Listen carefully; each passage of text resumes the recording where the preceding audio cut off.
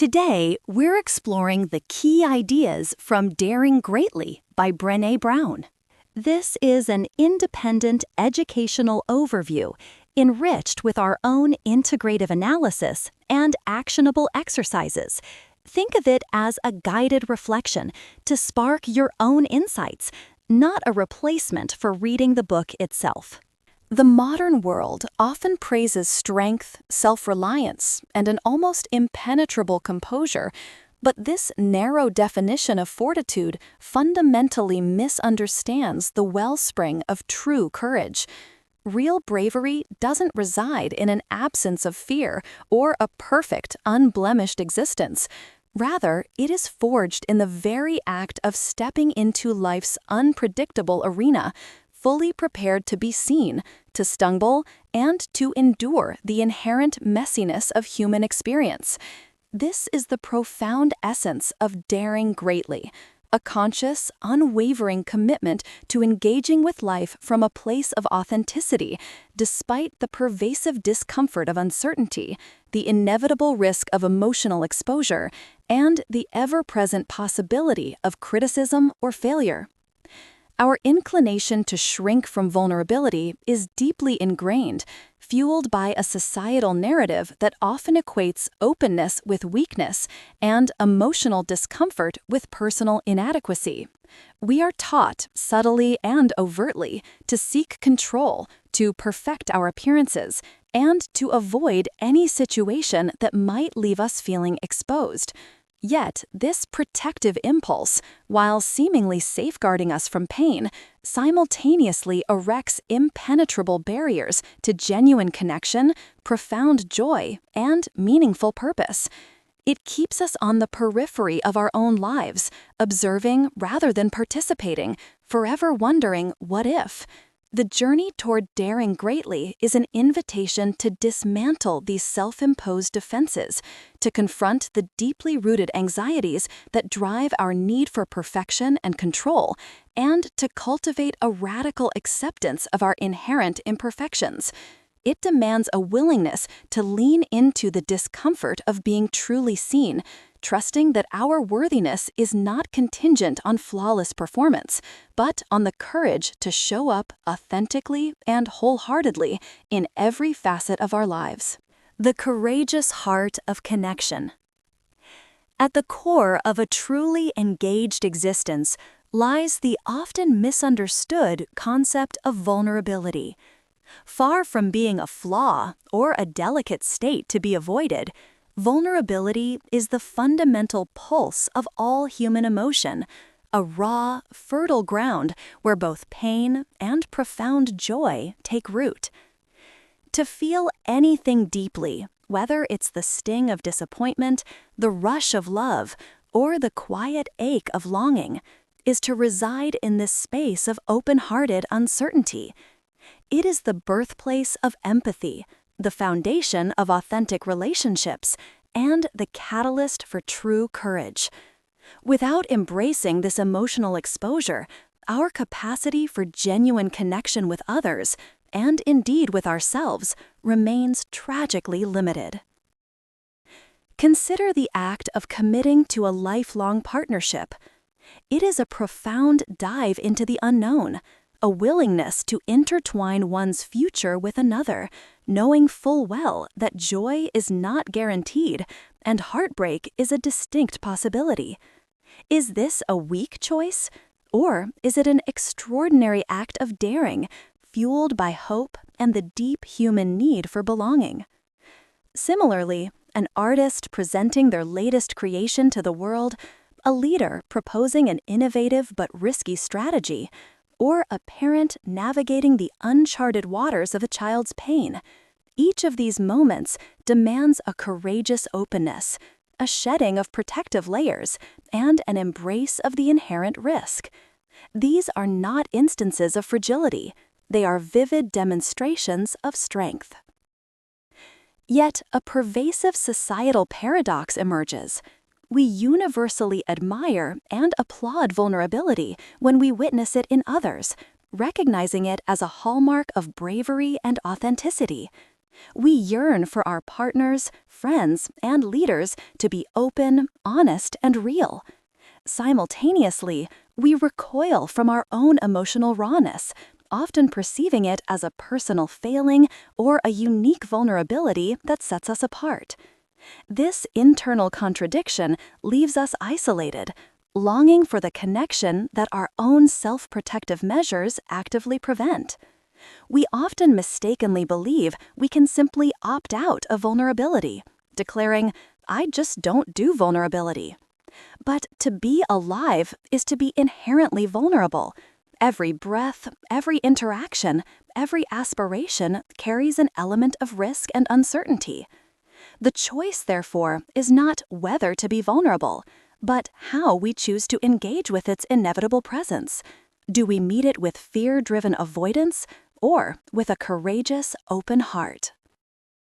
Authentic vulnerability is not an indiscriminate outpouring of every thought and feeling, nor is it about letting it all hang out without boundaries. Instead, it is a thoughtful, intentional practice built on trust and mutual respect. It involves sharing our true selves with those who have demonstrated they are worthy of our stories, those who have earned the right to hear our deeper experiences. Building this kind of trust is not a singular grand leap, but a gradual, iterative process, much like adding marbles to a jar. Each small act of kindness, consistent reliability, compassionate listening, and respectful discretion contributes to a solid foundation. Conversely, the most insidious forms of betrayal often aren't dramatic acts of deceit, but rather the quiet erosion of trust through disengagement, a lack of attention, an absence of care, a withdrawal of investment in the relationship that leave us feeling unseen and unheard. Finally, the notion that the journey of embracing vulnerability must be undertaken alone is a pervasive cultural fallacy. The path to wholehearted living, to truly daring greatly, demands robust support systems. We need trusted allies who will stand with us in our struggles, who will offer an empathetic ear when we stumble, and who will remind us of our inherent worthiness. Asking for help, far from being a sign of weakness, is a potent act of courage that not only strengthens us, but also inspires others to acknowledge their own needs. When a leader admits a mistake and seeks assistance, for example, it creates a ripple effect, normalizing fallibility and encouraging initiative throughout the team. Ultimately, the most profound transformations occur not by retreating from discomfort, but by leaning into it, supported by those who love us, who, metaphorically, stand beside us in the arena rather than critiquing from the safety of the stands. It is this shared human experience, embraced in its full vulnerability, that truly cultivates deep connection and purpose. The silent saboteurs: shame, scarcity, and the never-enough culture. Beneath the surface of our well-constructed lives, a pervasive sense of inadequacy often lurks, a subtle whisper that we are somehow not enough, not smart enough, attractive enough, successful enough, or good enough. This insidious feeling finds its roots in a broader societal phenomenon, a culture of scarcity. In this environment, resources like love, time, safety, and recognition feel perpetually limited. We find ourselves constantly comparing our lives, our bodies, our families, and our achievements against idealized, often unattainable benchmarks presented by media, social circles, or even heavily romanticized versions of our own past. This never-enough mentality breeds an acute awareness of what we lack, rather than an appreciation for what we possess. At the heart of this scarcity culture lies shame, arguably the most potent saboteur of connection and courage. Shame is not simply feeling bad about a specific action, it's the intensely painful experience of believing, "I am flawed and therefore unworthy of love and belonging." This differs critically from guilt, which is the belief, I did something bad. Guilt, while uncomfortable, can be a healthy motivator for change, prompting us to make amends and adjust our behavior. Shame, however, is corrosive. It attacks our core identity, convincing us that we are fundamentally broken, thereby eroding our belief in our capacity for change and driving us into patterns of blame, secrecy, and self-destruction. Humiliation, in contrast, feels undeserved, allowing our self-worth to remain intact, while embarrassment is a fleeting, often humorous, and universally relatable. Shame is a universal human experience. Indeed, only those utterly devoid of empathy and the capacity for connection are immune.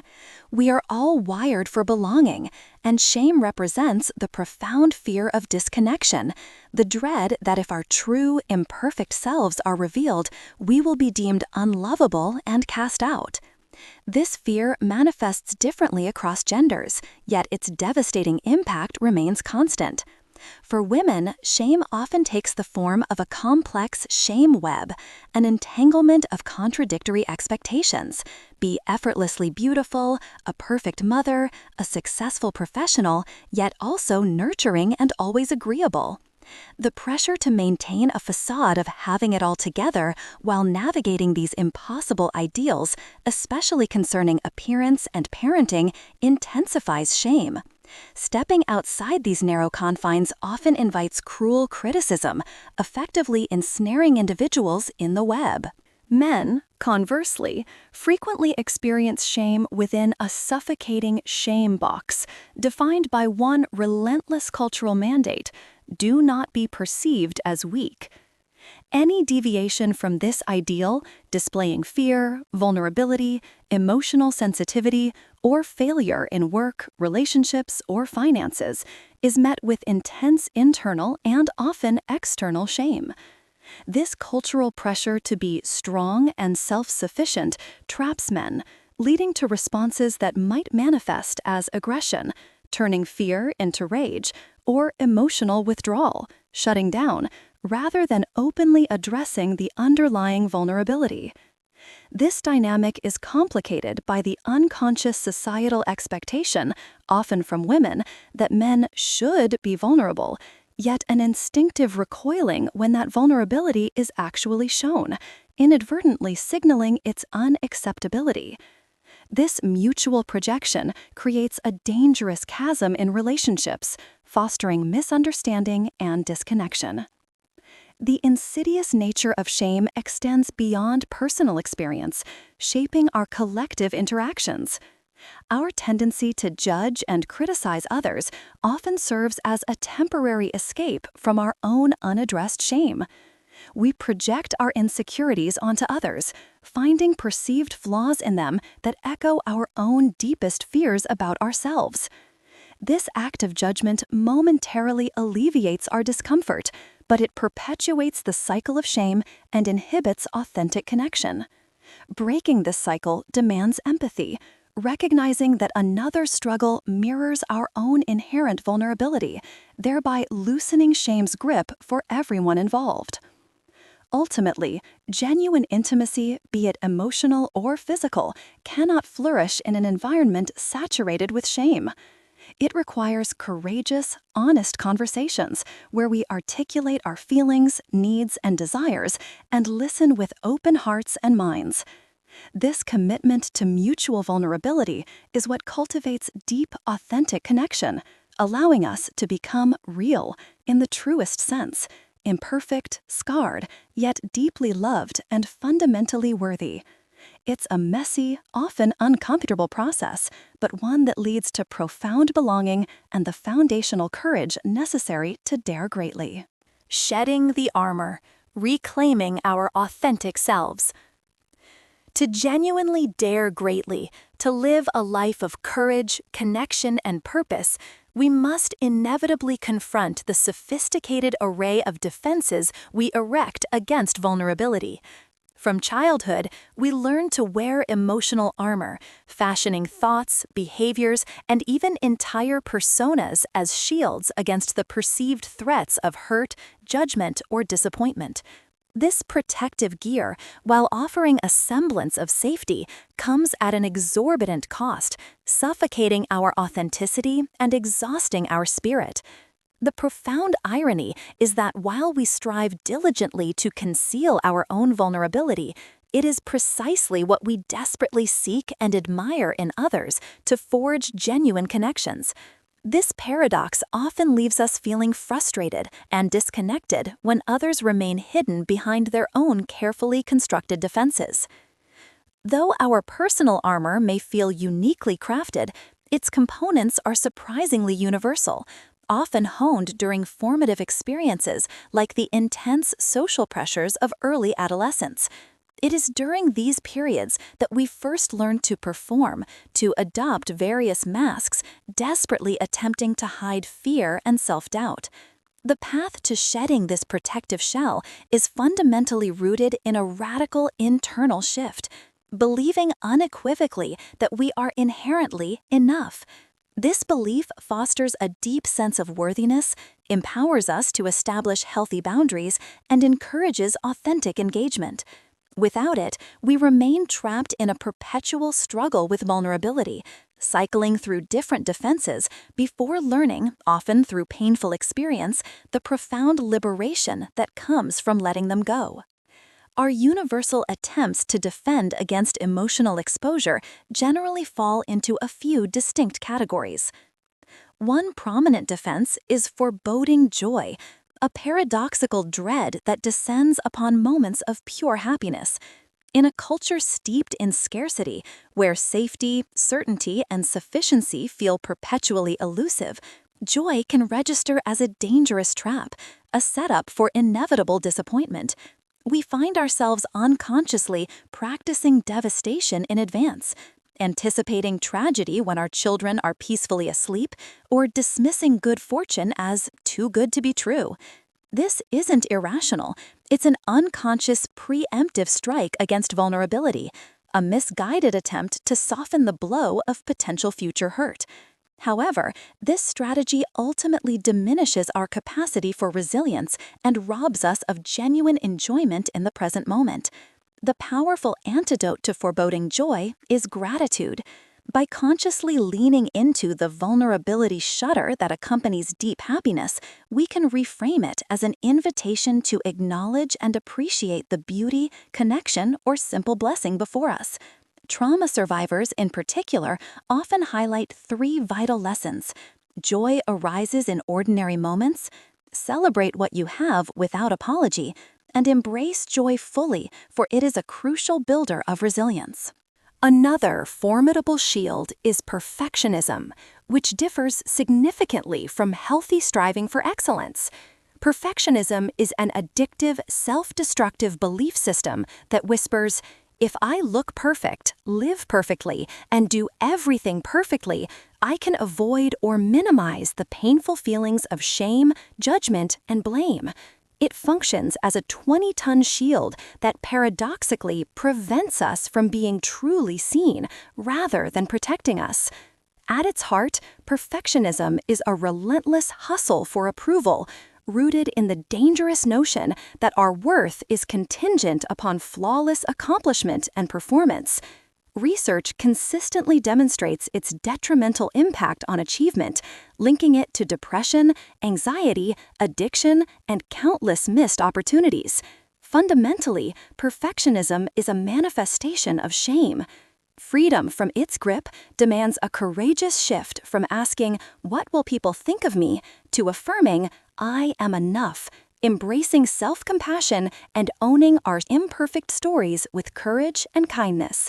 Self-compassion involves treating ourselves with the same kindness we would offer a friend, recognizing our common humanity in moments of struggle, and practicing mindfulness to acknowledge our pain without either exaggerating or suppressing it. Perhaps the most pervasive form of armoring is numbing.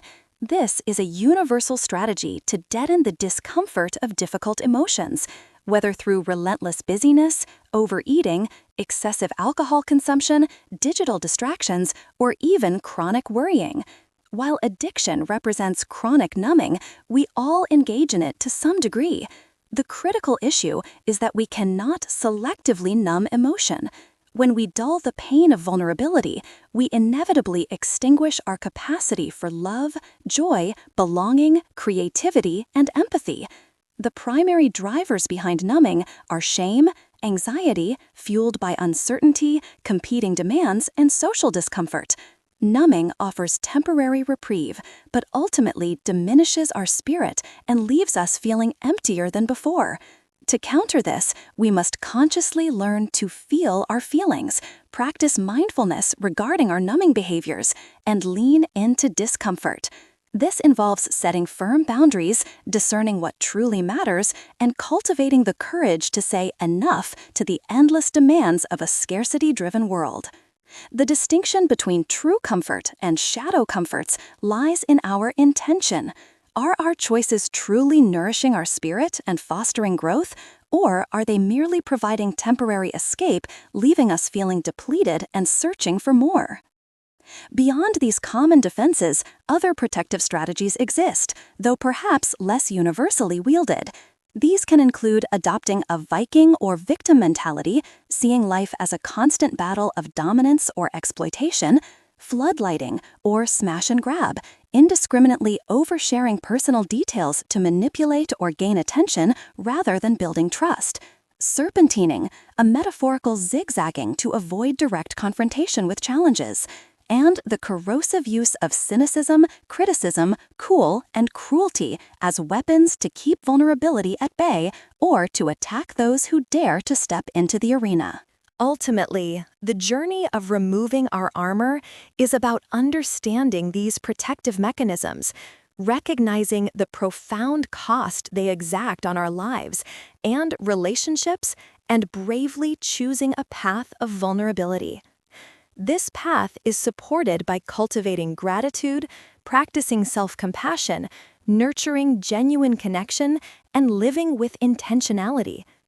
It is a challenging but deeply rewarding process that enables us to reclaim our authentic selves and engage fully with the rich, imperfect tapestry of life.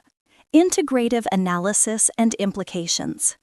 The profound insights derived from embracing vulnerability and dismantling our societal shields extend far beyond personal introspection, offering transformative frameworks for our relationships, our families, and even the very structures of our workplaces and educational systems.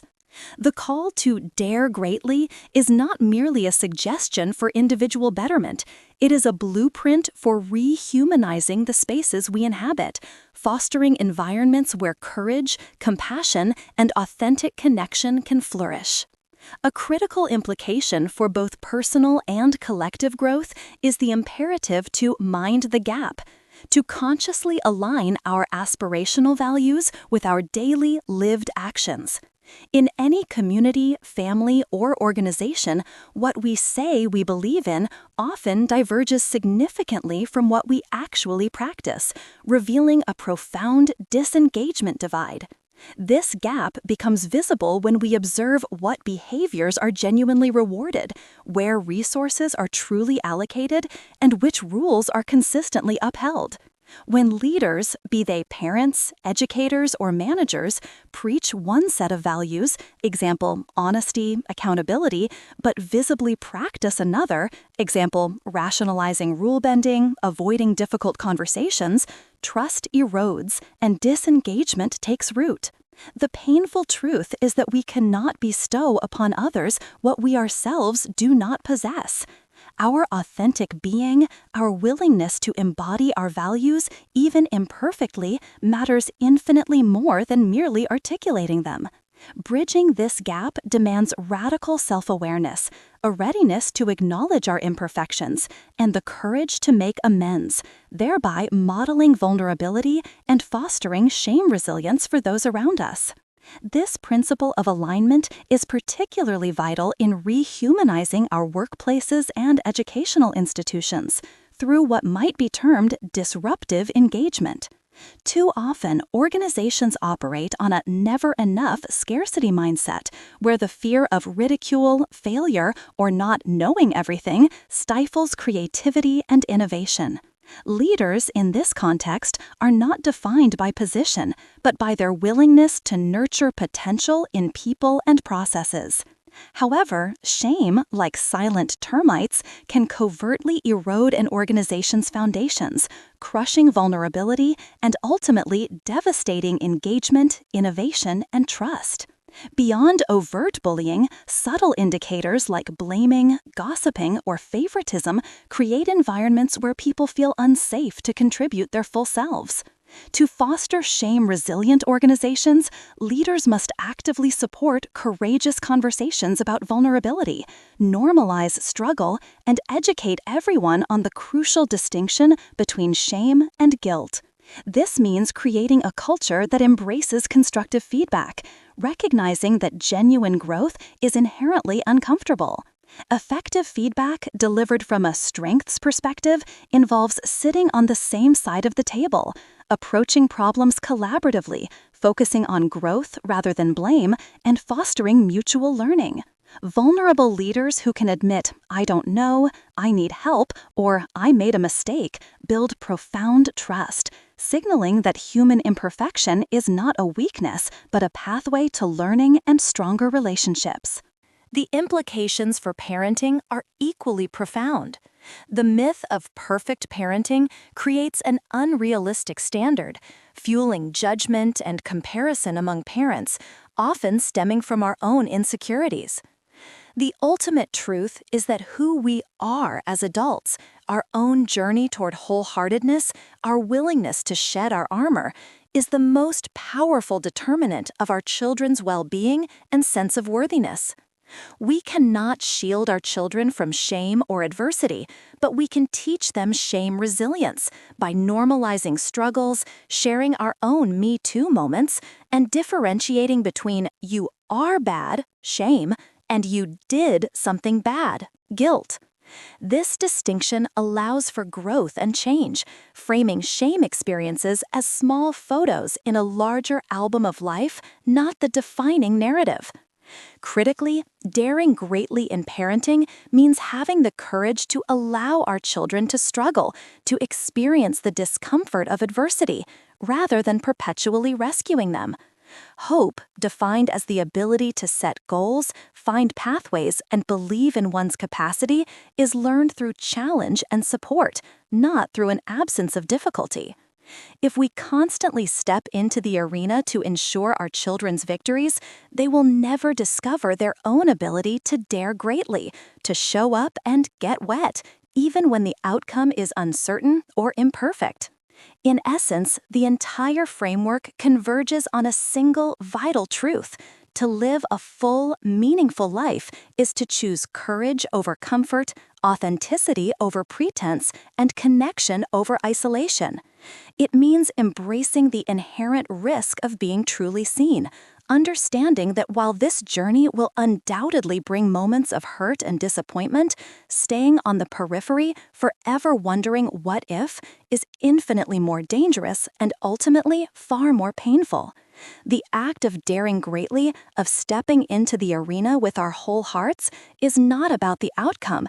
It is about the transformative power of the effort itself, a testament to our profound human capacity for resilience, connection, and joy. Actionable Exercises. Welcome your joyful shudder.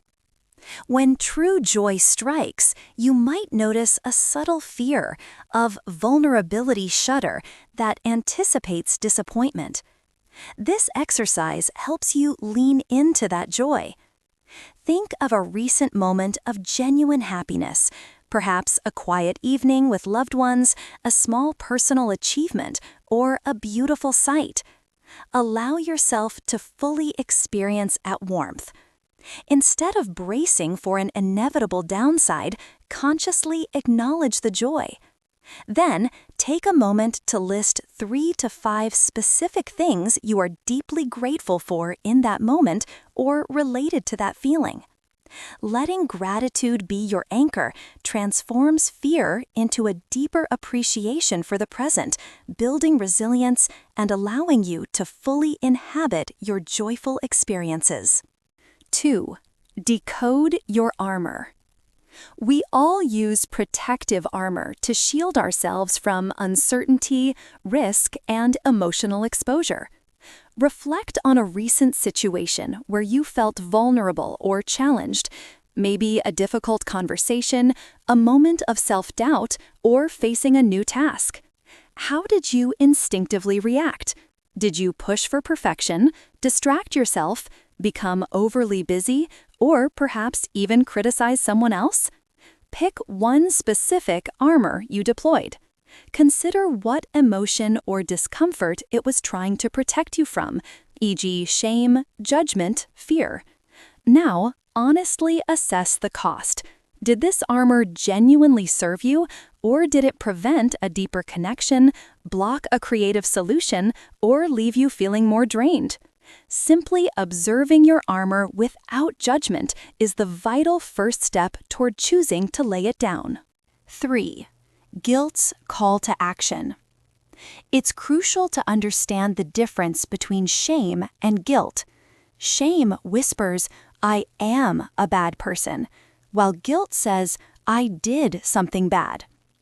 Guilt, unlike shame, can be a powerful catalyst for positive change.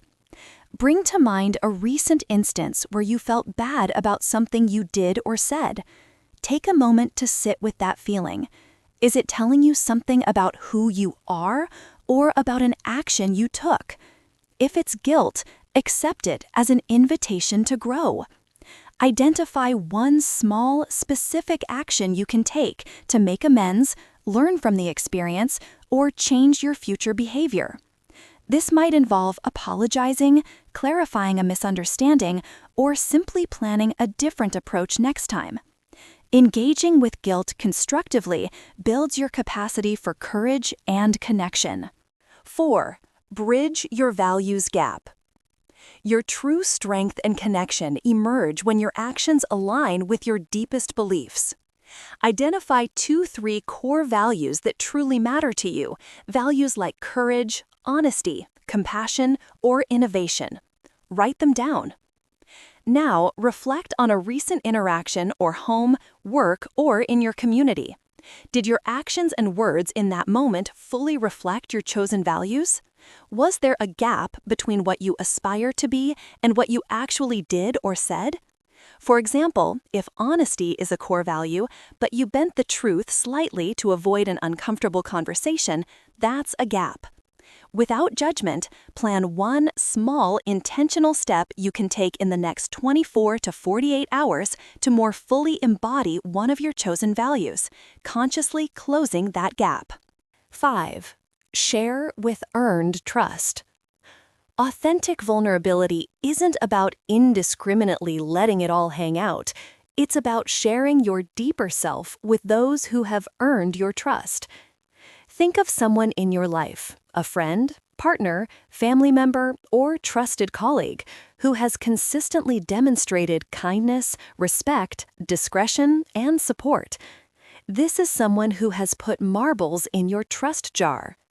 Now, choose one small, non-urgent vulnerable feeling, struggle, or honest thought you've been holding back that you feel ready to share with them.